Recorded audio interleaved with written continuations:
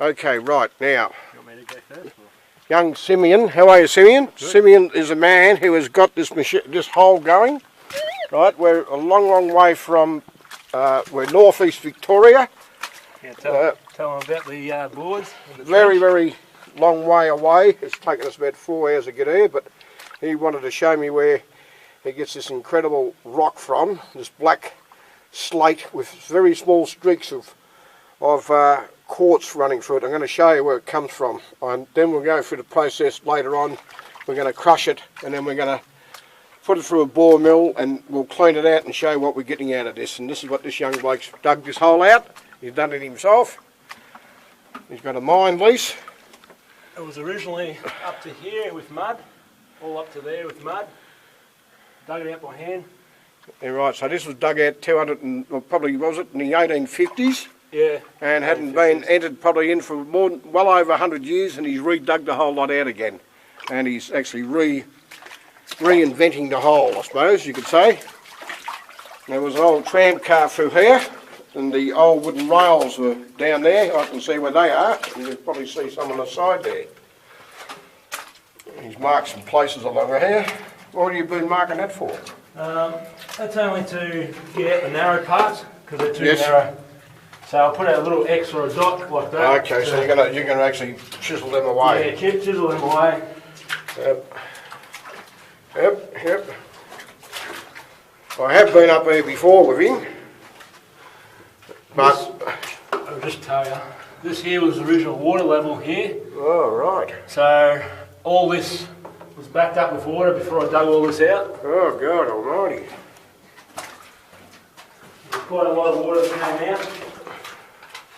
So we're now entering right deep inside a mountain. We've probably got in, only about 20 metres at the moment, but we're moving. What's that rail there? That's all the rails I've just been stacking up. Okay, right, so that's what they used to bring the ore out on the little ore trucks? Yep. And you're digging the rails out? You'll see the original ones in the ground further in. Okay. Left in the on the floor that I haven't bothered to touch yet. I noticed, Simeon, the way this is, there's mozzies in here. I didn't think I should have put some mozzie cream on, but anyhow, let's hope we don't get too many of them monkeys. But I noticed they've dug this out about the right height so you can walk there so you don't have to bend, as long as you're not 6'8". So that's good. It's a little bit easier to walk through here today. So all these two, I might have a solid redwood. Yeah, redwood. Where would have they got that from? I have no idea.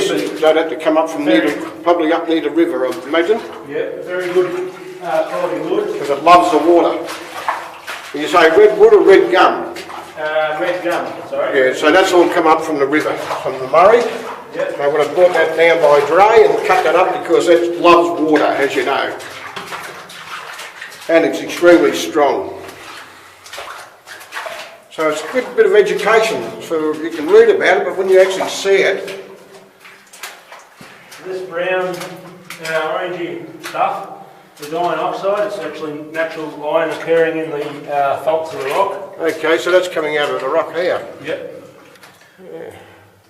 So how safe is this? It's pretty safe, I suppose. It hasn't fallen down yet and it's been there for 150 years. Very solid ground here. Down further I'll show you where I'll need the timber. So what's going on in here? This is an ore pass. Oh, I've got the detector going. This is an ore pass. Simply when they're carting, because it's at it so long, when they're carting the trucks, the ore carts in and out, one would go into there, while the other full one. Okay, that makes sense. That makes sense. So they would have redirect one lot into there, and so it'll be like a little bypass. Yep. A bit like a train. Yep. That makes sense. And right here is the original old keg where they would have had their airline supply for their rock drills. That's all solid steel, that, isn't it? No, that's wood. That's wood. Yep, Okay, that's wood. All right, there you are. Right here is the old, left of the old I can see that. Look, there's part of the rail there, and that's rock, what, it looks like it's about 2 foot apart? Yeah, half a metre approximately. Yeah, which is 20 inches. Yeah.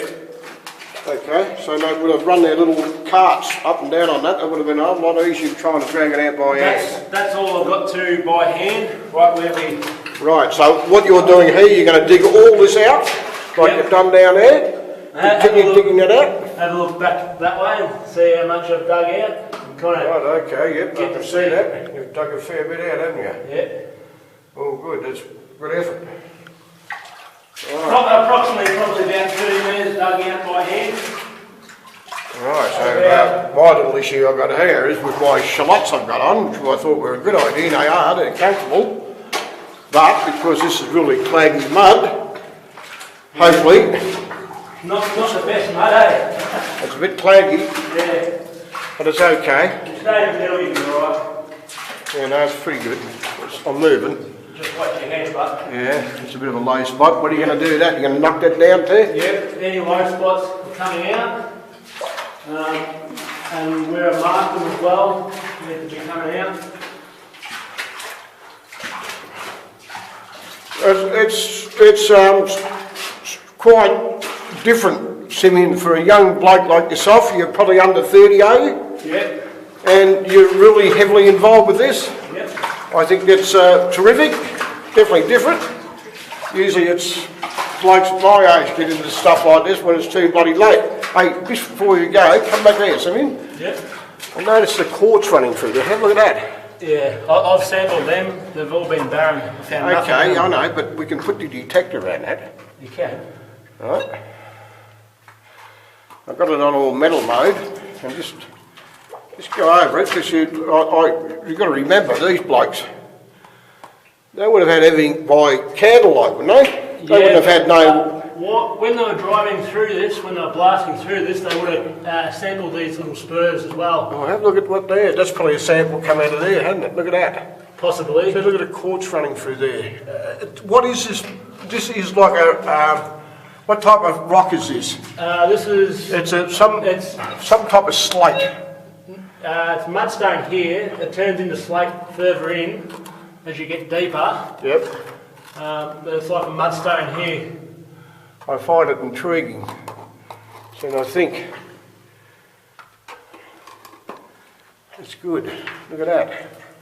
So that's what they used to chase. That's what they were after.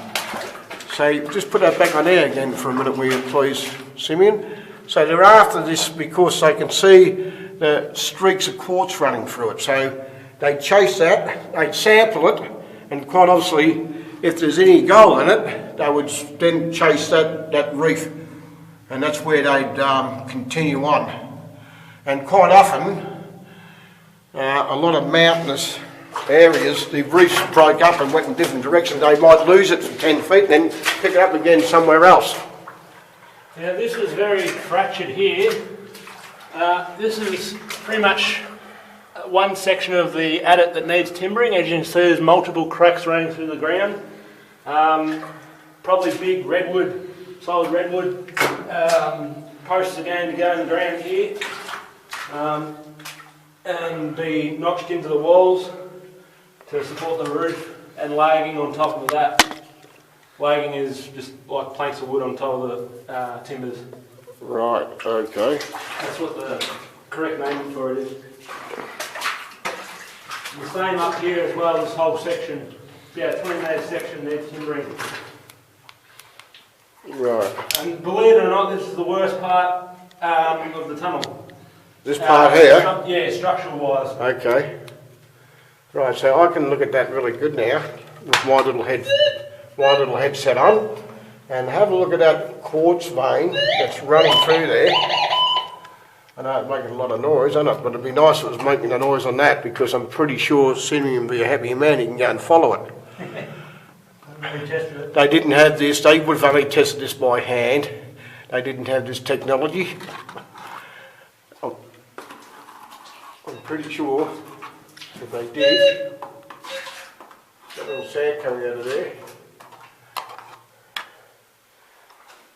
I'm sure if they did, it might have made their job a little bit easier. Another thing to mention is this part where we are now was done by a machine on rails, on wooden rails. Okay. That's that's why it's so wide in this section. So this is like what was that, like a digger or something? No, it was like a massive air drill on rails. Yep. Instead of drilling the hands by hammer and tap method, which would have been a steel stake that you, similar to a crowbar that you hammered into the wall and kept turning and hammering and turning and hammering, they had it air driven and they drilled it out by air with air rock drills. So it'd be nice to just find a little bit in the reef, but it's a very good example there. If you just bring that back over there, have a look at that. Isn't that a great example? And how the quartz is all running all different directions. See what they've done here? Yeah. They've pulled that off there. Just put that back on there for a minute, Simeon. See what they've done there? They've pulled it off there. This is over the top.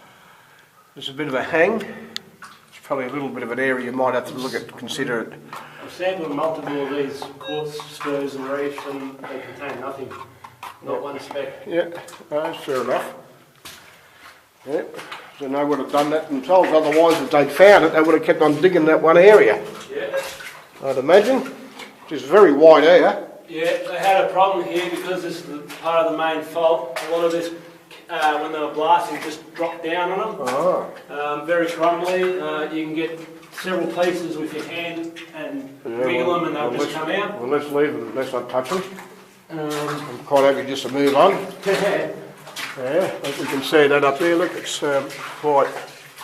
I hope this comes out what it is, because it's pretty historical, really. I'm pretty sure a lot of people would never have the opportunity to do this, and quite obviously, this stuff after tens of thousands of years erode away and break up, and eventually it finds themselves in the streams and in creeks, and you're probably going to be panning a bit of this stuff in about 400,000 years' time, if it's comes out of it. Right here you can see a syncline fold.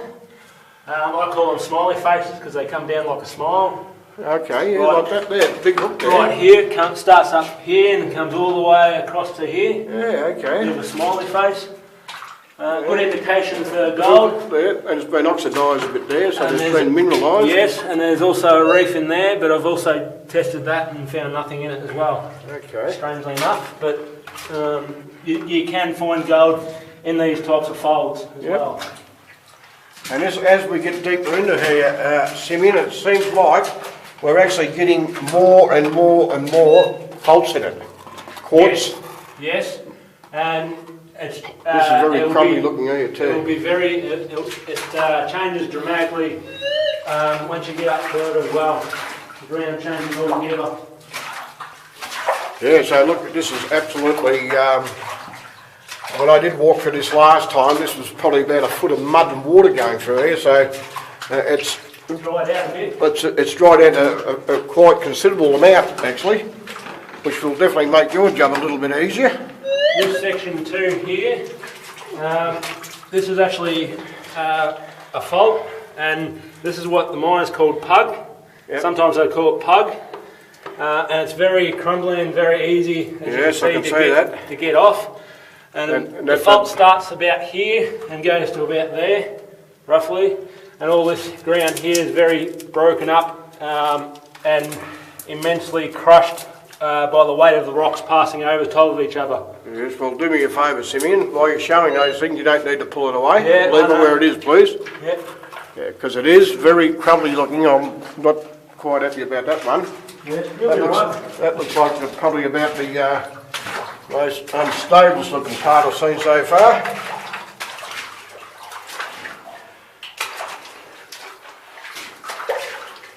So I'd imagine, Simeon, that you've probably, there would have been a little bit of overflow surely over the period of time. How long was this particular one used for? How many years you reckon? 20, 30 years, this mine? Oh, working age?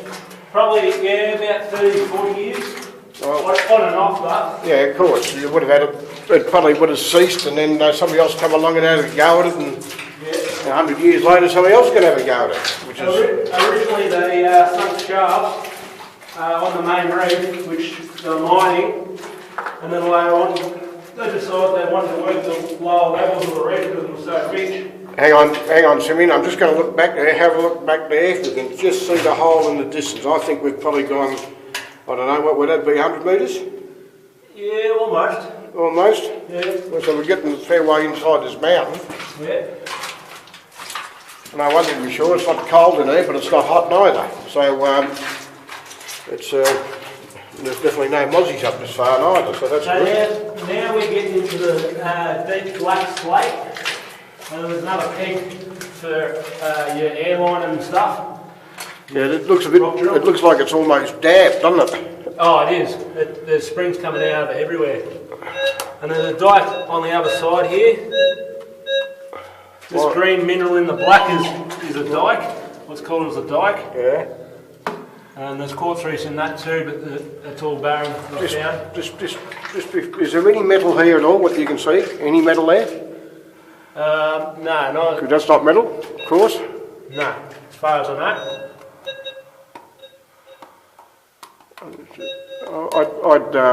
I'd do a bit more sampling in there. That's very chatty.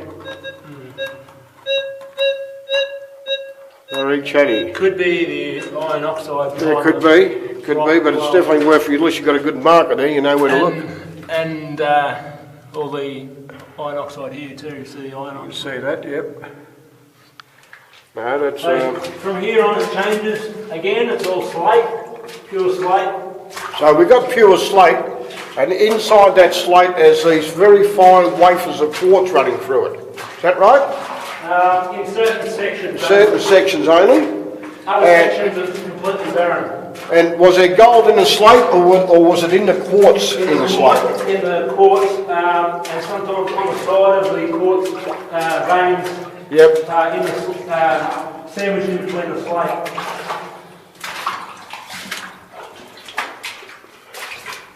Yeah, so we're just continuing up to this edit. That's what they called it in the old days, or edit. Yep. Well, a tunnel goes through a mountain out the other side, and it doesn't. Right, okay. This doesn't go out so this is not a tunnel, this is an adit, yeah. And so the adit does not go all the way through. Correct. Where a tunnel will go all the way through. So Correct. There you are. It's a bit of education for all of us. Every learned young fellow, there's a hole there, probably use that for blasting. Yep. Just see the... And if you notice this part's narrow, this section where you are now is narrow too. The reason for that is because the slate's very hard. Very hard? Yep. And when they're doing the blasting, it wouldn't have blasted out the force amount that it normally blast out. And what's all this white stuff all over that? This is all pure calcium. That's calcified, so... It's leached out of the rock. And you get these little stalactites and stalagmites. So we're hanging long enough. Building up. Just stays this long enough. Yeah. It'll look like Buck and Caves, which we're not very far from. Oh, yeah, I should have said that. That's a good spot. They just come back here again. They're all drill holes, so they drill a series of these drill holes. That's what's left over on them, but these would be 1 metre long into the rock. And they drill a series of them like in a pattern. Yep. And blast them all electric. That's right, so they fill those holes full of... Simultaneously, all at the same time. What they use, TNT or gelignite? Rack-a-rock. It was a mixture of potassium chloride and some type of oil that they dipped them in before they wanted them to blast. So how would they ignite it? They have great big wicks? No, they did it electrically with blasting caps, mercury filmate blasting caps. Okay, right. So that means quite obviously they'd have to run the line all the way outside the edit. Yes and no. Sometimes they would only run it down approximately 30 metres away, and then yes, and then charge it. And that was a fair enough distance away. They wouldn't have flying rock hit them in the head.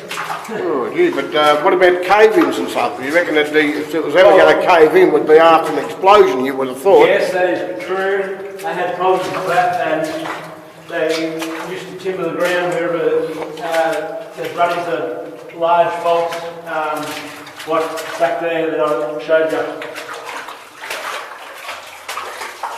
This is very, very educational. This is all you people who see this YouTube. We have to thank Simeon for allowing us to come into here. He spent a lot of time digging most of this out. Not this part up here, this has been dug out by the miners in the old days, but all the entrance was totally closed in. Now we're getting close to what was this one here? They were following the lead. Oh, look at the quartz lead. This was the first reef they struck, and they originally thought this was their honey reef with all the gold in it. So they put a drive on it, tunnel left and right, and a bit of a stope, which is above you, a bit of a stope. And they found out that this, after putting a bulk amount through the crusher, this wasn't their payable reef, so they had to continue on.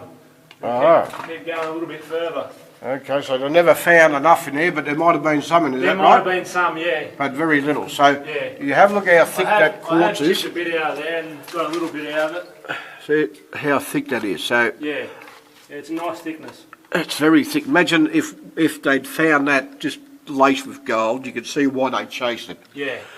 It's unbelievable. And the ceiling, you can see the reef just running straight through the ceiling, and they've gone down. How far have they gone into there, roughly?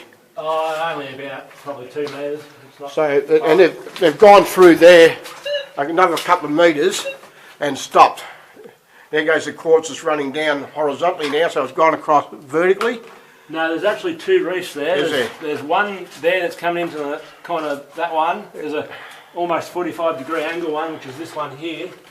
Bit of it here. Yep. And that's coming across into this vertical running almost one. Okay, right. So anyhow, quite obviously they didn't go any further because there wasn't payable gold in it. So there's too much work. You're probably wondering about the tarp here and why there's a bit of a dam here. I tried to dam this up purely to get rid of all the mud down there. I thought that I'd dam that up and break the dam when it's full, but it didn't really work. But you had to go anyhow. I had to go, yeah. Right, okay, so we're going to go on any further, or that's about it? We can go on a little bit more. Oh, there's not really much there to go on, is there? Yeah, you can go up and show them where it ends. Alright, we're going right up to the very end. So how far do you reckon we're in now, roughly? We're approximately almost 250 metres underground. Not underground, sorry. 250 metres in and about roughly 80 metres underground. Okay, right. So we're going down on a little bit of an angle, are we? Or is it up on an angle? No, it's slightly up, but this is there's all water here because I've dammed it down there. Okay, right. All this here is all backfill from the main shaft workings. Yep. They done that? What they did was they stacked all their waste rock like their slate on top of wooden platforms, and over time the wood rots like this here. Yep. Wood rots and breaks simple like that, and the whole lot just collapses in and fills up the workings again. Okay, so what's that bar there? Is that a... That's a crowbar. I've been trying to dig out the back part. Okay, yep. And I've been successful. I got through into the back part, into the main reef. But it's heavily blocked up. It's very dangerous and not very good to be up in there. Yeah, well, don't go up there, mate. If you've got to do it properly, don't do it at all. Yeah, but there's a drive going right and there's a drive going left, and the main reef is approximately about as thick as this torch. Oh, really? So it's full of antimony, absolutely full of antimony. So far, no gold in it, which is unusual. Okay, right. But they did get gold out of this because they did. On the other side, when we go out, you'll show us when we go out where they had the wall and everything like that, or should we not? No, we won't do that. We'll leave that out. Yeah, maybe. We better leave that out in case it might, somebody might think that they might know where this is, because we really don't want Tom, Dick and Harry to come to a place like this, because it can be quite dangerous. Yeah. If you don't know what you're doing. And just leave it up to people who are pretty dedicated to doing this like Simeon is. So anyhow, I think that'll probably just about do us, Simeon. All right. We've just been going for 24 minutes, and on the way out, I'm going to switch this off. On the way out, we might just have a little bit of look at some of these reefs with your torch. I'll just turn my light off and just have a look at that dot right at the end. Right, I can see that, right at the very end. See that little dot? That little dot. That's the entrance of the mine. That's the entrance of the mine. That's 250 metres in. Yep. Alright, so we'll let that be for a minute, and we might switch it on a bit later if we find something worth looking at again. Okay, this is Len the Panner out, and young Simeon, thanks for the journey, and what a great adventure. Good on you, mate. Yeah, right. Now, Simeon, and we're up this little chute that we showed you a little bit earlier on our way out of the tunnel, and I've got the detector, and I've crawled into this edit a little bit. What would you call this, an edit? We'd call that a drive because. Well, so this is a drive, yeah, okay. So it's going along with the strata. So and they've followed it, and you can see that beautiful. It's about 50 mil, 2-inch thick, beautiful quartz reef going all the way through. That's what they were looking for, of course, with the gold in it. But Simeon, you just take that camera over for me, please. Yep. Right. Now, I've got this little detector. This is very, very super sensitive, this detector. So can you just turn the light a little bit? No, the other way. It's a bit bright. Yep, perfect. Okay, That's So perfect. this detector is, we've put it over. If you can just sort of get that there, right, set it there, all right. So this reef goes all the way down to the back of there, and we can pass this over there, and probably safely say there's probably, if there's any gold, there's not much of it, all right. And then we'll get up here somewhere. Listen to that. Little murmur. Can you hear that? Yep. Right. Can you see that on where it is on the video? Yeah. Right. So if the old diggers had this little detector back in those days, they would have almost certainly dug that out, and Simeon will dig that out a bit further down the track. So that's just something that we wanted to show you. All right. So if we find something else interesting, well, we'll come back at it. Okay. All right. All right. So that's fine. I'll just turn that off. That's very interesting, but that's what I think that people need to know and want to know, and of course I'd love to know what's in it, but